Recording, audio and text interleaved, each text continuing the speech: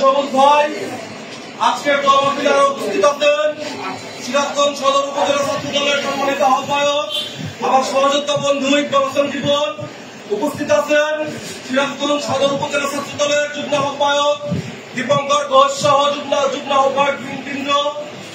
আজকের সভায় আরো উপস্থিত আছেন সিরাজগঞ্জ পৌর ছাত্র দলের সিনিয়র যুগ্ম আহ্বায়ক স্নেহস্পদ ছোট ভাই আকাশ, যুগ্ম আহ্বায়ক জুয়েল সহ পৌর ছাত্র দলের যুগ্ম আহ্বায়ক বৃন্দ এবং আজকের সভাকে সফলমণ্ডিত করতে গণমাধ্যমকে সফলমণ্ডিত করতে সিরাজগঞ্জ সদর উপজেলা আওতাধীন 10টি ইউনিয়ন থেকে আগত ছাত্র দলের ভাইয়েরা, পৌর ছাত্র দলের 15টি ওয়ার্ড থেকে আগত ছাত্র দলের ভাইয়েরা সকলকে জানাই আমার প্রাণের প্রিয় সংগঠন বাংলাদেশ জাতীয়তাবাদী ছাত্র দল সিরাজগঞ্জ সদর উপজেলা ছাত্র দলের পক্ষ থেকে সংগ্রামী সালাম এবং বিপ্লবী অভিনন্দন। আজকের এই গণমাহফিলে বক্তব্য দেওয়ার কিছু নাই।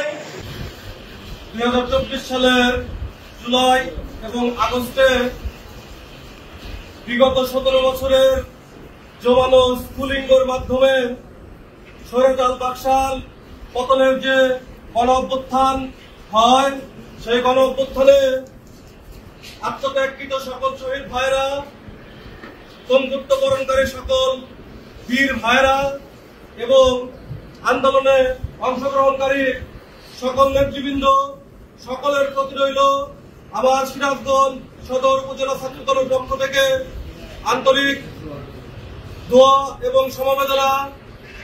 বাংলাদেশের প্রাণ তারেক রহমান বিগত দিনের আওয়ামী বাকশালীদের মতো এই দেশের জন্য ত্যাগ করা রক্ত এবং প্রাণকে ভুলে যাবে না। তারা বাকশালদের মতো মুক্তিযুদ্ধকে নিজের কুক্ষিগত করবে না। বাংলাদেশের প্রাণ তারেক রহমান বাংলাদেশের মানুষকে তাদের সম্মানে সম্মানিত করবেন। আগামী দিনে এই রাষ্ট্রকে ইনশাআল্লাহ পুনর্গঠন করবেন, বাংলাদেশকে পুনর্গঠন করবেন। আমরা এই দিনের মাধ্যমে যেন শুধু এই আহত ভাইদের এবং নিহত ভাইদেরকে মনে না করি, আমরা আমাদের প্রত্যেক দিনের 5 ওয়াক্ত নামাজের পরে দোয়াতে যেন তাদেরকে মনে রাখি। আমরা যারা তাহাজ্জুদ পড়ি, তাহাজ্জুদের মাধ্যমে আমরা যেন এই শহীদ বীরদেরকে মনে রাখি।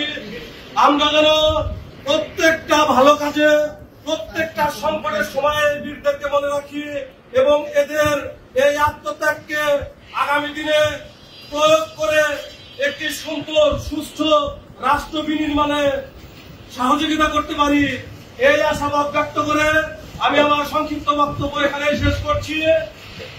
খোদা হাফেজ। বাংলাদেশ জিন্দাবাদ, বাংলাদেশ জাতীয়তাবাদী ছাত্র দল জিন্দাবাদ, তারুণ্যের অহংকার তারেক রহমান জিন্দাবাদ জিন্দাবাদ।